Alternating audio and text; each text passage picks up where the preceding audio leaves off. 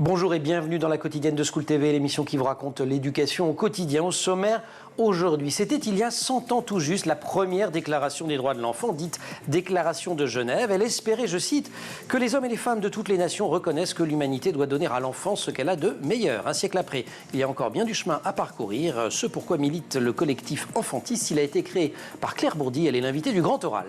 L'Anti-Sèche de Brandon Noiret, l'Anti-Sèche, vous le savez, c'est la façon dont l'actualité résonne dans les programmes. C'est aujourd'hui la journée internationale de la francophonie.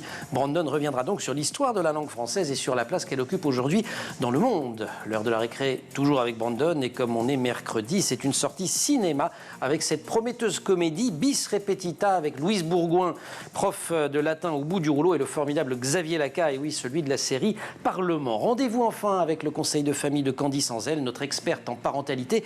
Elle célébrera une autre journée internationale que de journée internationale aujourd'hui, celle du bonheur, et elle se demandera si on peut être heureux à l'école. La quotidienne de School TV, c'est maintenant, c'est parti. Grand Oral.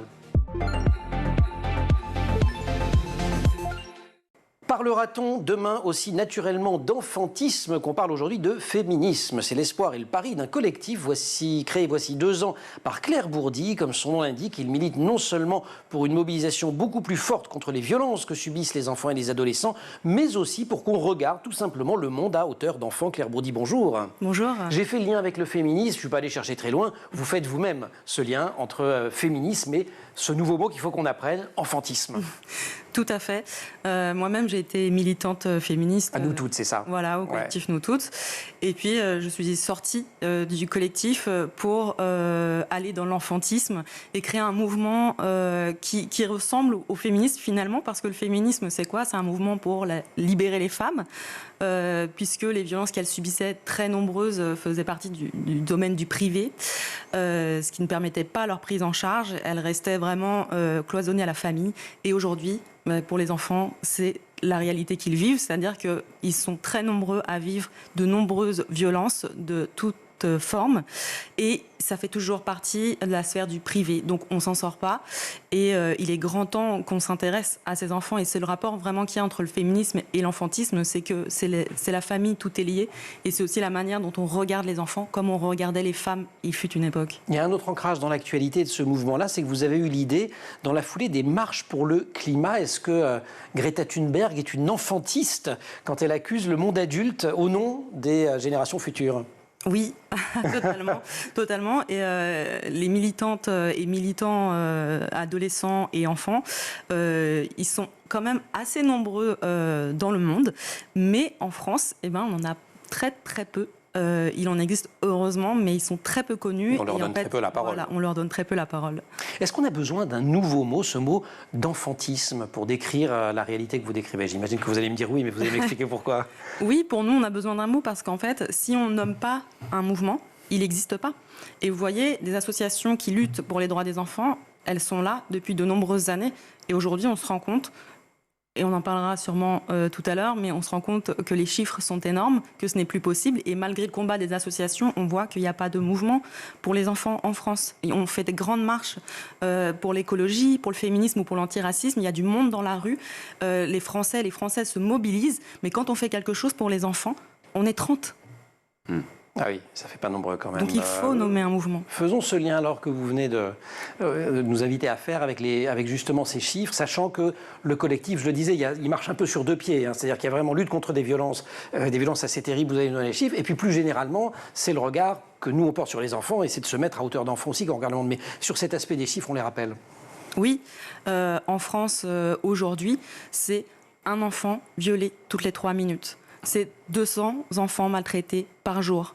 Un enfant qui meurt tous les 5 jours. Ce sont des chiffres qu'on ne peut plus, accepter. Quand on dit maltraitance, on ne parle pas de ce qu'on appelle les violences éducatives ordinaires. On parle vraiment de maltraitance qui relève de... Violences physiques, psychologiques. Ces violences éducatives ordinaires, d'ailleurs, que recouvrent-elles? Parce que c'est aussi un champ d'intervention. Les VEO. Oui, et d'ailleurs, avant de préciser, j'en profite pour dire que les violences, qu'elles soient sexuelles, physiques, psychologiques ou éducatives, sont liées entre elles. Si on parle, dans l'actualité, on parle beaucoup d'inceste, mais les violences éducatives ordinaires ont un lien avec les violences sexuelles. Il y a un continuum. Voilà, il y a un continuum. Et d'ailleurs, au collectif Enfantisme, on a créé un iceberg des violences faites aux enfants, sur le même modèle que les l'iceberg des violences faites aux femmes.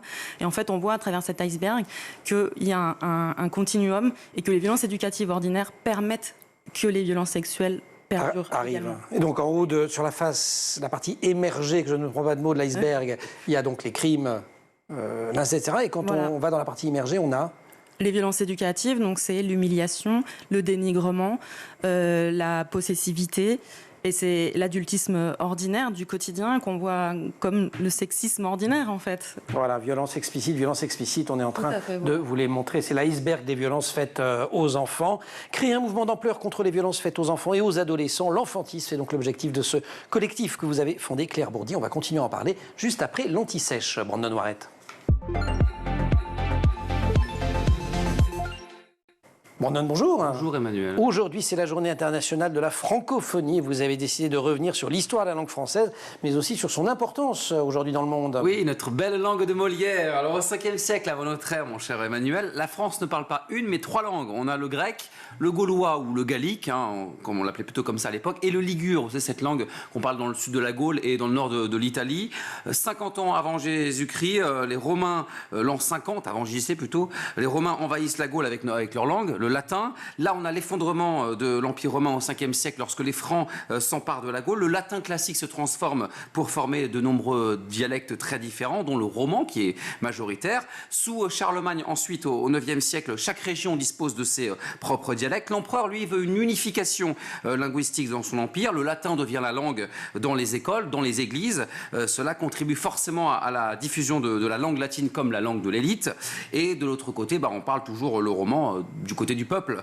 Avec la dislocation de l'Empire carolingien et le morcellement de ces territoires, la langue parlée près de Paris se répand. On parle du francien, du français, et elle se distingue du latin et évolue au fil des siècles. 15e siècle, c'est la Renaissance italienne, mais aussi la naissance de l'imprimerie. Et Gutenberg et les textes antiques qui sont redécouverts et surtout diffusés rapidement, le savoir commence à s'étendre. Et pour éditer des ouvrages en grand nombre, la langue doit être fixée. L'enjeu est double, il y a un enjeu religieux, un enjeu politique, et puis assez vite, on le verra, il y a des imprimeurs qui demandent des règles. Totalement, et d'actes très importants dans l'histoire de France. 1539, même une révolution, c'est l'ordonnance de Villers-Cotterêts qui est promulguée par le roi François Ier. Il ordonne que les actes juridiques et administratifs soient rédigés en français plutôt qu'en latin. Le français devient en quelque sorte la langue officielle du royaume. Un siècle plus tard, 1635, fondation de l'Académie française par le cardinal de Richelieu. On veille sur cette langue dans tout le royaume, et au cours des siècles suivants, notre langue se propage à travers le monde, notamment avec le colonialisme en Afrique, en Asie, en Amérique. Et aujourd'hui, le français, c'est la 5e langue la plus parlée au monde, après l'anglais, le mandarin, l'espagnol et l'hindi. Elle est parlée dans 112 pays. Selon vous, combien de personnes parlent le français au monde? Un exemple, un petit plutôt détail, c'est le nombre d'habitants aux États-Unis.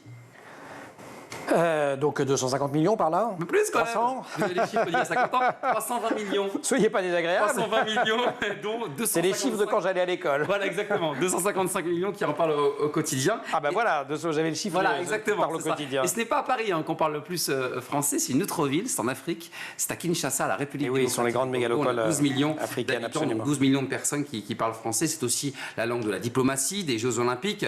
Et avec l'anglais, c'est l'une des 2 langues de travail de l'ONU. Et figurez-vous quand même que le français, c'est la langue qui connaît la plus grande croissance avec l'arabe, mais devant l'espagnol ou l'allemand. Et l'Organisation internationale de la francophonie, d'ailleurs, a fait des projections pour les prochaines décennies. À votre avis, en 2050, le français sera parlé par combien de personnes dans le monde? Est-ce que vous avez une idée peut-être? En 2050. On disait quoi, 255 aujourd'hui? Oui, voilà, 320 avec alors 400, allez. 400, non, c'est 820 millions. Non. Et en 2065, 1 milliard. Waouh. 3e langue la plus parlée au monde. Allez, j'aime bien la façon que vous avez de dire ça, comme si c'était grâce à vous. On sera plus là. Brandon, merci beaucoup. On se retrouve pour la récré. Allez. Grand oral, Claire Bourdi.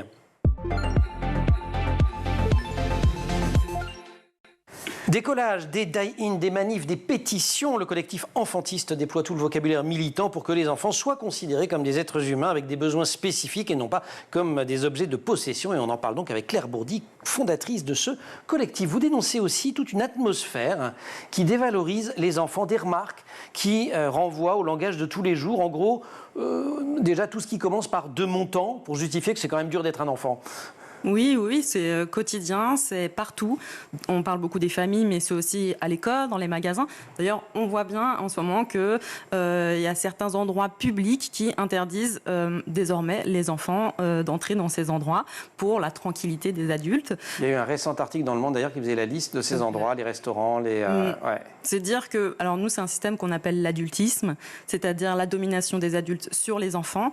Les enfants sont une partie de la population qui est oppressée en raison de son âge, puisqu'ils ne sont pas considérés. On leur interdit de venir dans des endroits publics. Alors, je ne sais pas pour vous, mais moi, quand je vais dans des endroits publics, je me suis plus souvent disputée avec des adultes qu'avec des enfants. Donc, c'est parce que vous disputez beaucoup, Claire. C'est bien, vous arrivez avec toute une manif derrière, donc à un moment, ça énerve des gens. Moi, je préférerais avoir des endroits publics sans adultes, vous voyez. Avec que des enfants. Ceci dit, c'est très culturel, c'est très français aussi, parce que quand on va typiquement, je sais pas moi, en Italie, voyager en Italie avec des enfants, c'est du bonheur. Et il y a des régions de France aussi où il est plus facile de voyager avec des enfants que d'autres régions. Donc voilà, c'est pas le cas partout. C'est assez répandu dans toute la France, mais oui, c'est tout à fait une mentalité française. Et on est d'ailleurs en retard par rapport aux pays anglo-saxons sur les droits des enfants et au-delà dans la recherche. Qu'est-ce qui vous fait dire ça d'ailleurs? Les politiques publiques, elles ne sont pas à la hauteur actuellement quand on compare? Non, bien sûr que non, elles ne sont pas à la hauteur, sinon on n'aurait pas des chiffres comme je viens de vous les dire. Un enfant violé toutes les 3 minutes, ça devrait faire réagir chaque Française et chaque Français dans sa maison. Or, on n'en est pas là. Là, il y a une loi qui vient d'être votée seulement pour suspendre l'autorité parentale pour un père qui violerait son enfant. Ce qui paraît finalement une logique et qui n'est tellement pas logique qu'on est obligé de créer une loi pour créer l'automaticité de cette suspension. Donc on en est là en fait, on en est à réfléchir, est-ce qu'un père qui viole son enfant c'est un mauvais père? Là, on en est là en France. Et c'est terrible, c'est glaçant ce que je vous dis. Et c'est pour ça qu'on ne peut plus continuer comme ça. Et non, il faut une volonté politique qui soit à la hauteur des violences que vivent ces enfants. L'inspiration initiale, on dit enfantisme, en fait c'est une traduction de childism, donc l'enfantisme en anglais. C'est un mouvement qui est contemporain de la montée d'une partie des mouvements féministes, mais également antiracistes, des études de genre. Il y a d'ailleurs des études sur les enfants dans certaines universités américaines, des départements d'études, parce que c'est une problématique qui est très transversale. C'est ça, donc... Tout à fait, c'est l'intersectionnalité. Voilà, et ça remonte aux années 70, en termes de champ de recherche, j'entends. Hein. Oui, c'est ça. Les pays anglo-saxons sont plus en avance que nous, puisque autant dans la vie sociétale, scientifique ou politique, il existe le childisme, qui est donc un mouvement interdisciplinaire et qui permet de faire des recherches sur la place de l'enfant dans la société. Et ça va beaucoup plus loin, mais également dans le médical, et puis dans tout ce qui est la vie politique et de la société. Et ça, en France, on n'en est pas là. Il y a très peu de recherches, et même les chercheurs disent qu'ils ont du mal à se faire financer quand ça concerne les enfants. Donc voilà, donc on est parti du childisme avec un article de Mathilde Lévesque, qui est enseignante-chercheuse en France, qui a fait des recherches. Qui s'intéresse particulièrement, je crois, à la littérature jeunesse aussi. Non, moi, je l'ai croisée dans ce contexte-là. Oui, ouais. Oui, tout à fait. Et elle a fait un article sur le childisme, et elle expliquait que pour elle, la traduction, c'était enfantisme. Et c'est Lies Loufoque aussi, qui est militant pour les droits des enfants, notamment de la protection de l'enfance, qui, dans son livre en 2022, donc en même temps que nous, on a été créés, qui parlait aussi de donner un nom au mouvement, parce qu'il se sentait bien seul, et il a parlé justement d'enfantisme. Et si on ne nomme pas les choses, elles ont du mal à exister. Vous auriez pu citer aussi Laëlia Benoît, qui a écrit un livre qui s'appelle Enfantisme quand même. Infantisme, pardon. Ah oui. 2023, c'est pas exactement le même mot. Mais elle dit, je la cite, il y a une asymétrie irréductible entre l'adulte et l'enfant, mais on peut tenter de la réduire en leur apprenant à s'exprimer plutôt qu'en s'assujettissant. Vous êtes d'accord avec cette phrase ou ça va pas assez loin?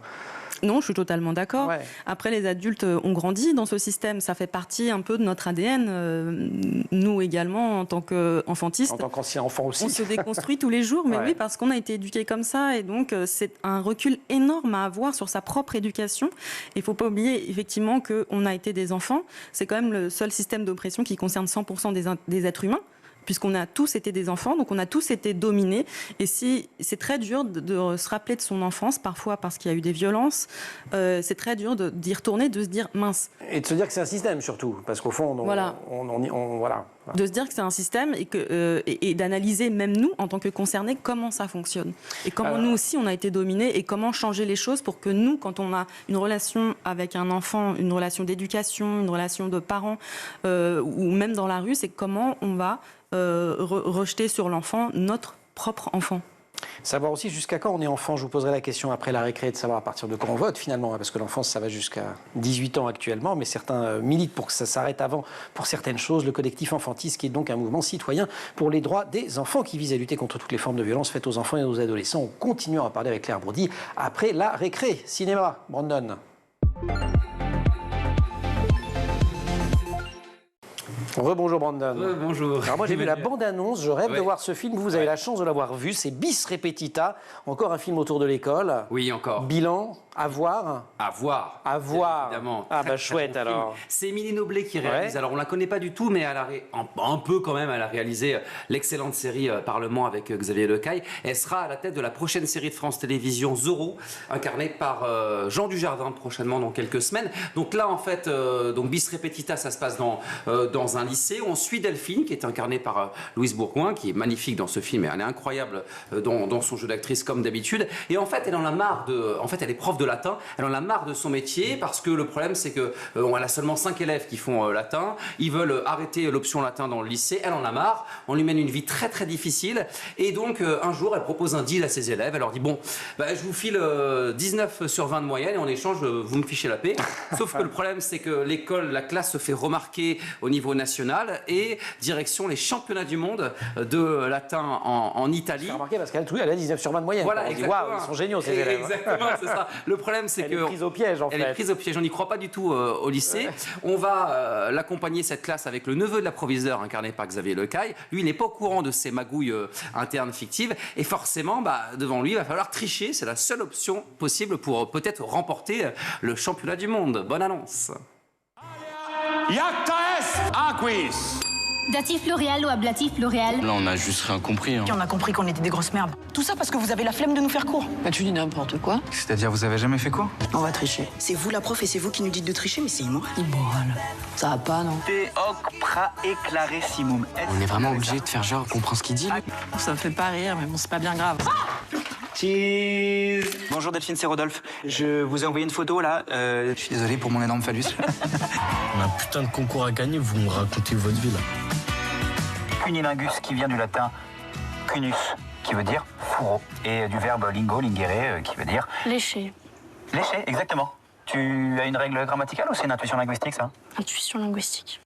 Intuition linguistique. Ça donne le ton, hein. Très bon Xavier C'est Lecaille. pas mal. Donc c'est réussi. Oui, c'est réussi. Alors, c'est vrai que par rapport à un film populaire où on aurait pu avoir énormément de clichés, là, c'est très bien joué. Ouais. Le casting est très réussi. Et surtout, on sent la patte du film d'auteur quand même. C'est une réalisatrice qui vient de la Fémis par rapport à un film extrêmement populaire. Là, c'est très différent. Il y a un peu des profs. Vous vous souvenez Ouais, du film? je me souviens du film Excellent. Prof. Et il y a un peu de ça là-dedans. Et le film est coup de cœur du festival de l'Alpe d'Huez. C'est vraiment une réussite. Vraiment, on vous conseille le film. Il n'y a pas de clichés. L'histoire est assez originale et ça donne envie de le voir. Petite surprise pour celles et ceux qui hésitent, voilà, c'est le petit spoil, je suis désolé Emmanuel pour vous. Et par exemple, dans le film, vous allez voir, en plein milieu, on aura une reprise de Céline Dion en latin. Waouh.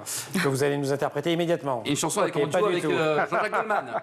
Voilà, on a compris. Merci beaucoup, Brandon. Et vous pouvez aussi, de mémoire, c'est sur la plateforme France Télévisions, voir Parlement, la série qui est absolument géniale, interprétée par Xavier Lecaille. Merci, Brandon. Merci. Collectif enfantiste Claire Bourdi, Grand Oral.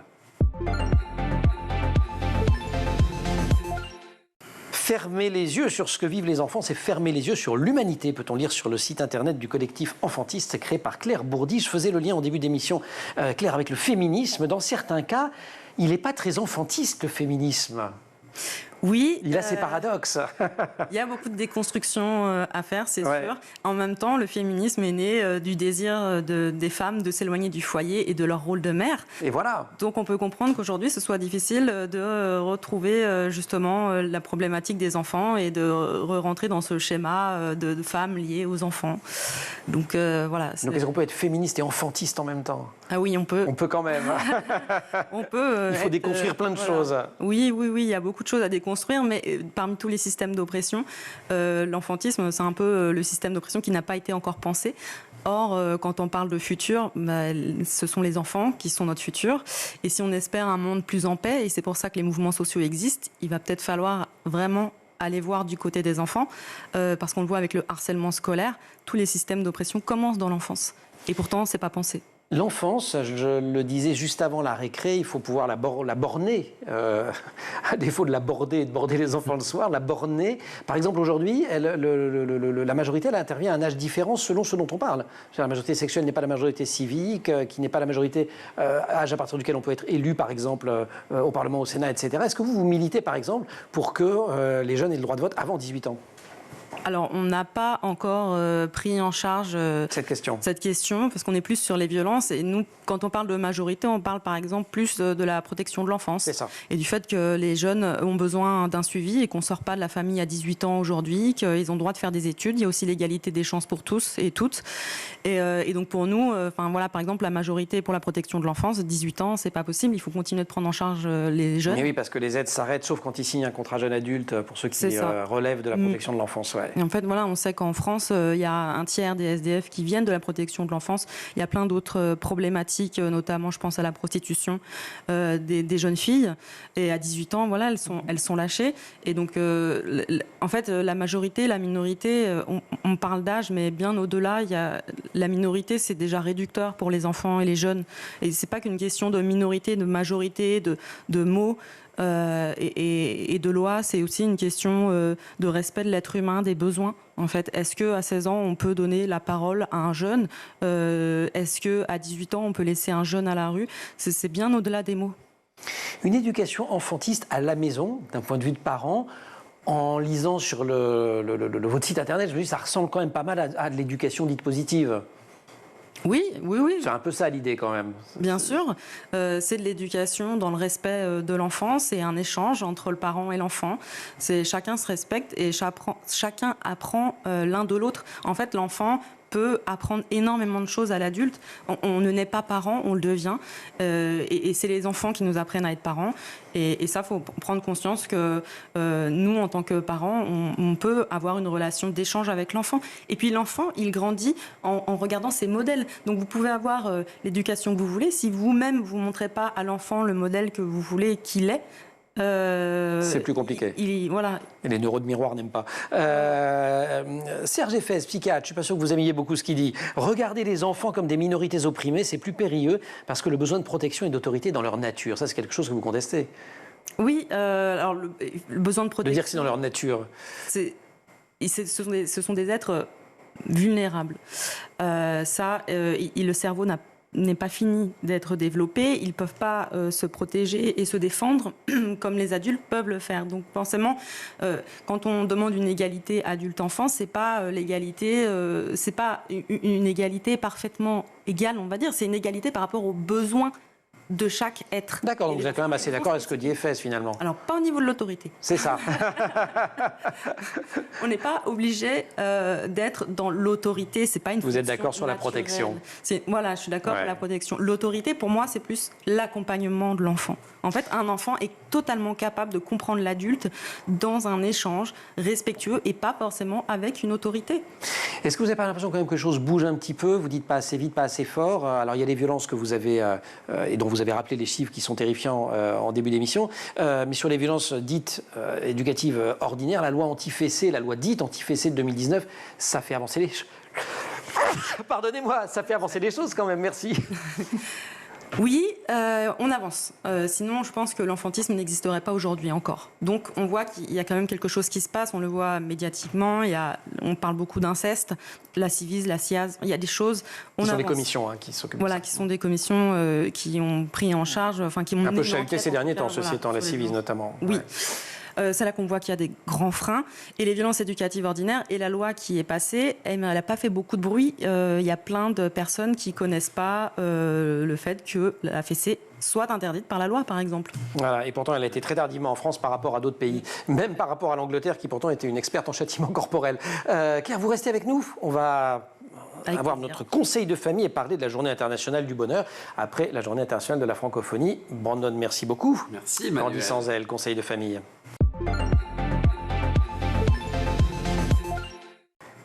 Et c'est le conseil de famille de Candice Anzel. Candice, bonjour. Deuxième journée internationale du jour, deuxième journée internationale de cette émission, celle du bonheur.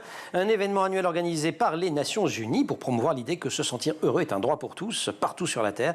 Et c'est chaque année le 20 mars. Tout le monde a la même définition du bonheur quand même? Ah bah non, j'ai posé d'ailleurs la question, c'est quoi le bonheur pour toi à certains petits coachés qui viennent me voir en consultation? Et voici quelques réponses. Alors pour Jérémy, le bonheur c'est une émotion joyeuse qui se répand dans tout son cœur et dans tout son corps. Pour Lilou, c'est être en famille et passer du temps ensemble. Pour Maya, c'est faire une soirée pyjama et rigoler toute la nuit. Pour Ambre, c'est jouer avec son papa et faire plein de câlins à sa maman. Pour Jana, c'est faire des choses simples comme la grasse matinée ou jouer avec sa sœur. Pour Noah, c'est quand il est avec ses amis qu'il fait plein de blagues et qu'il rigole. Et pour Arsène, c'est jouer au foot et sentir qu'il a fait un super match avec son équipe et qu'il a donné le meilleur de soi-même. Donc effectivement, il y a autant de définitions sur Terre. Donc, finalement, ça varie en fonction de notre éducation, de notre culture, de nos centres d'intérêt. Et puis, une personne, finalement, peut ressentir un grand bonheur dans une situation, alors qu'une autre se sentira pas du tout heureux dans la même situation. Alors, du coup, on peut mesurer le bonheur? Certains essayent quand même. Alors, c'est un peu compliqué parce qu'il n'y a pas vraiment de mesure, d'échelle commune à tout le monde. En revanche, les organisations internationales comme l'ONU tentent justement de mesurer le bonheur, mais au niveau des pays. Donc on appelle ça le BIB, c'est-à-dire le bonheur intérieur brut. C'est le PIB avec le bonheur à la place du produit.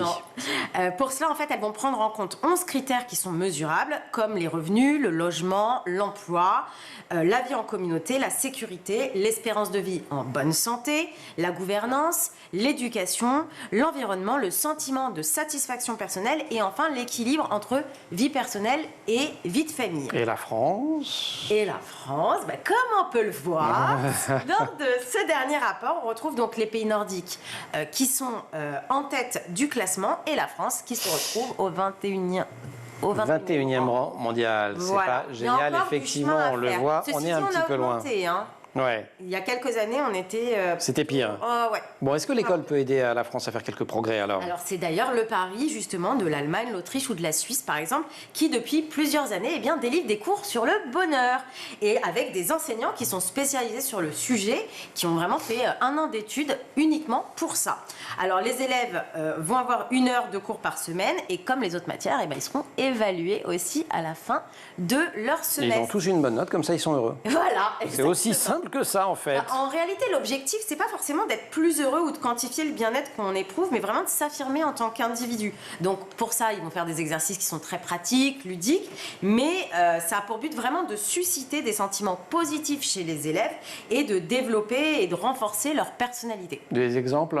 Alors, par exemple, ils ont fait des ballons. Où ça? Là, c'est toujours, par exemple, en Allemagne. D'accord. Ils ont fait des ballons. Ils devaient donner, en fait, chacun leur qualité. Et ils doivent construire une tour en équipe.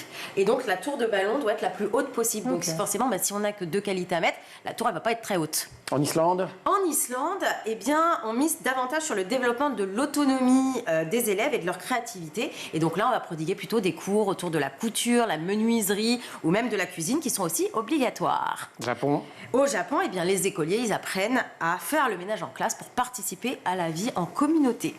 Et alors, dans la métropole de Delhi, en Inde, depuis 2018, le gouvernement local a également mis en place en fait un cours sur le bonheur. Et ici, les écoliers assistent chaque matin, donc ça dure 1 demi-heure quand même, à des cours pendant que... Alors, ça peut être des cours de méditation, de yoga, et puis le professeur leur raconte des histoires inspirantes. Donc, il y a quand même pas mal de choses qui sont faites. Alors, aux États-Unis, là, cette fois-ci, c'est donc pour les étudiants, donc un peu plus âgés. Ils ont remarqué, en fait, qu'il y avait des cas de dépression importante. Et ils ont mis en place un système, un programme assez semblable à Yale pour, justement, exactement, pour favoriser le bonheur pendant l'enseignement et la scolarité. Je crois, là, il y a Benoît à Yale, si je me souviens bien, dont on parlait tout à l'heure. Et en France, alors, on en est où sur cette question? Nos petits élèves, ils commencent tout juste, enfin, pour certains, les cours d'empathie. Alors, ça sera généralisé à partir de septembre 2024, donc pour les élèves de maternelle et de primaire. Et le but, c'est de développer donc des compétences psychosociales dès le plus jeune âge, donc la tolérance, l'écoute, la verbalisation des émotions, qui est si nécessaire justement pour lutter contre le harcèlement. Mais oui. Et il y a certaines écoles, mais alors là, c'est plus à l'initiative vraiment des enseignants. C'est pas encore dans le programme éducatif qui favorise tout ce qui va être pleine nature, jardinage. Les forest schools, on en a déjà parlé. Exactement, les forest schools. Bon, on espère évidemment qu'il y a plein d'autres choses qui vont se mettre en place dans les années à venir dans le programme éducatif.